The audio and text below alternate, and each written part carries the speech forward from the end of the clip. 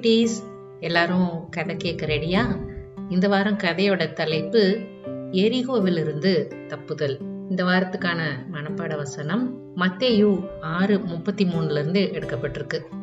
முதலாவது, தேவனுடைய ராஜ்யத்தையும் அவருடைய நீதியையும் தேடுங்கள், அப்பொழுது இவைகளெல்லாம் உங்களுக்கு கூட கொடுக்கப்படும். இந்த வாரம் கதையிலிருந்து நம்ம என்ன தெரிஞ்சுக்கிறோம்னா, நம்ம வாழ்க்கையில எது முக்கியம் அப்படிங்கிறத நமக்கு நம்மளுடைய சபை குடும்பம் சொல்லி கொடுக்கும். இயேசுவை பத்தி மற்றவங்க கிட்ட சொன்னா அவங்களுக்கு தண்டனை கொடுக்கிற ஒரு நாட்டுலதான் நட்டாஷா அப்படின்ற சின்ன பொண்ணு வாழ்ந்துட்டு வந்தா. அவ ஒவ்வொரு நாளும் அவங்க வீட்டுல ஒரு இருட்டான இடத்துல ஒரு போர்வைக்குள்ள ஒளிஞ்சிட்டு அவகிட்ட இருந்த ஒரு டைப்ரைட்டர்ல ஆண்டவரை பத்தின நல்ல செய்திகளை டைப் பண்ணி அத அவங்களுக்கு தெரிஞ்சவங்க கிட்ட பகிர்ந்துக்குவா.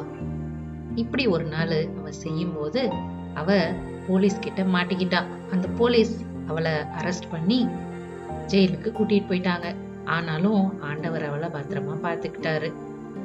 இதே மாதிரிதான் எரிகோலையும் ஒரு காரியம் நடந்துச்சு.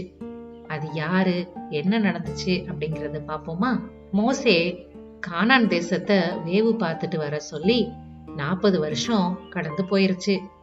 இப்போ அந்த கானான் தேசத்தை பார்த்துட்டு வந்து நம்மளால அதை சுதந்திரத்து கொள்ள முடியும் அப்படின்னு சொன்ன காலேபும் யோசுவாவும் இந்த இஸ்ரவேல் ஜனங்களை வழி நடத்தி கொண்டு போறாங்க. யோசுவா அவங்க எல்லாருக்கும் தலைவரா இருந்து அவங்கள வழி நடத்தி கொண்டு போறாரு. ஒவ்வொரு நாளும் மோசே இந்த ஜனங்களை வழி நடத்தின மாதிரி யோசுவாவும் வழி நடத்திட்டு வந்தாரு. மோசே 40 வருஷத்துக்கு முன்னாடி வேவு பார்க்க அனுப்புன மாதிரி யோசுவா இந்த தடவை 2 பேரை அந்த வாக்கு பண்ணப்பட்ட கானான் தேசம் எப்படி இருக்குன்னு பார்த்துட்டு வர சொன்னாரு. அதுலயும் முக்கியமா அங்க இருந்த எரிகோ அப்படின்ற பட்டணம். ராத்திரி நேரம் 2 பேரும் ரொம்ப அமைதியா அந்த எரிகோ பட்டணத்துக்குள்ள கடந்து போக பார்த்தாங்க. அப்போ அந்த எரிகோ கோட்டையோட செவுத்துல ஒரு வீடு கட்டப்பட்டிருந்துச்சு. அந்த வீட்டுல ராஹாப் அப்படின்ற ஒரு பெண்மணி வாழ்ந்து வந்தாங்க. அவங்கள பார்த்த உடனே ராஹாபுக்கு நல்லா தெரிஞ்சிருச்சு இவங்க 2 பேரும் இஸ்ரவேல் தேசத்தை சேர்ந்தவங்கன்னு. உடனே அவங்கள உள்ள அழைச்சிட்டு வந்தாங்க. இப்போ எரிகோல ராஹாபோட சேர்த்து அவங்க ராஜாவா இருந்தாலும் சரி, ஜனங்களா இருந்தாலும் சரி, அவங்களுக்கு இஸ்ரவேல் ஜனங்களை பத்தி நல்லா தெரிஞ்சது. அவங்க ஒவ்வொரு போருக்கு போகும்போதும் ஆண்டவர் அவங்க கூட இருந்தாங்கன்னு, அவங்களுக்கு எல்லாமே வெற்றியா நடந்துச்சுன்னு அவங்களுக்கு நல்லா தெரிஞ்சது.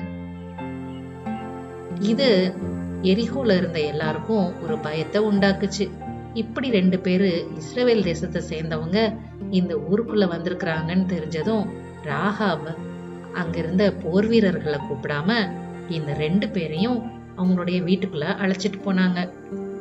வெளியே இருந்து 2 பேரு ஊருக்குள்ள வந்ததை தெரிஞ்சுக்கிட்ட காவலாளிகள் அந்த 2 மக்களையும் தேடி வீடு வீடா தட்ட ஆரம்பிச்சாங்க. இத தெரிஞ்ச ராஹாப் வேகமா இந்த 2 பேரையும் அவங்களுடைய வீட்டு மேல காய போட்டிருந்த சணல் செடிகளுக்கு அடியில கொண்டு போய் ஒளிச்சு வச்சுட்டாங்க. கதவை தட்டி இங்க யாரும் வந்தாங்களா அப்படின்னு கேட்ட காவலாளிகள் கிட்ட, இங்க யாரும் வரல, 2 பேரு அந்த பக்கமா தாண்டி போனாங்க, அவங்க அந்த பக்கம்தான் போயிருக்கணும் அப்படின்னு சொல்லி ராஹாப் அந்த காவலாளிகளை வேற பக்கமா திருப்பி விட்டுட்டாங்க. சீக்கிரமா 2 பேரு இந்த ஊருக்குள்ள வந்துட்டு தெரிஞ்சு எரிகோ கோட்டையினுடைய வாசல் கதவுகள் எல்லாம் மூடப்பட்டுச்சு. எல்லா ஜனங்களும் அமைதியா தூங்க போயிட்டாங்க. எல்லாம் அமைதியா இருந்த நேரத்துல ராஹாப் மெதுவா அந்த வீட்டு கூரையில ஏறி போய், ஆண்டவர் உங்களை இங்க அனுப்பியிருக்காருன்றது எனக்கு நல்லா தெரியும், இந்த பட்டணத்தையும் உங்க கையில ஒப்பு கொடுப்பாருங்கிறத நல்லா தெரியும், நீங்க எப்படி இந்த செங்கடலை கடந்து வந்தீங்கன்னு நாங்க எல்லாரும் நல்லா கேள்விப்பட்டிருக்கிறோம். நான் உங்களுக்கு ஒரு உதவி செஞ்சதுனால நீங்களும் என்னுடைய குடும்பத்துக்கு ஒரு உதவி செய்வீங்கன்னு நான் நம்புறேன் அப்படின்னு ராஹாப் சொன்னாங்க. வேவு பார்க்க வந்த 2 பேரும் கண்டிப்பா நீங்க எங்களை காப்பாத்துறதுனால நாங்களும் உங்களை காப்பாத்துவோம் அப்படின்னு சொன்னாங்க.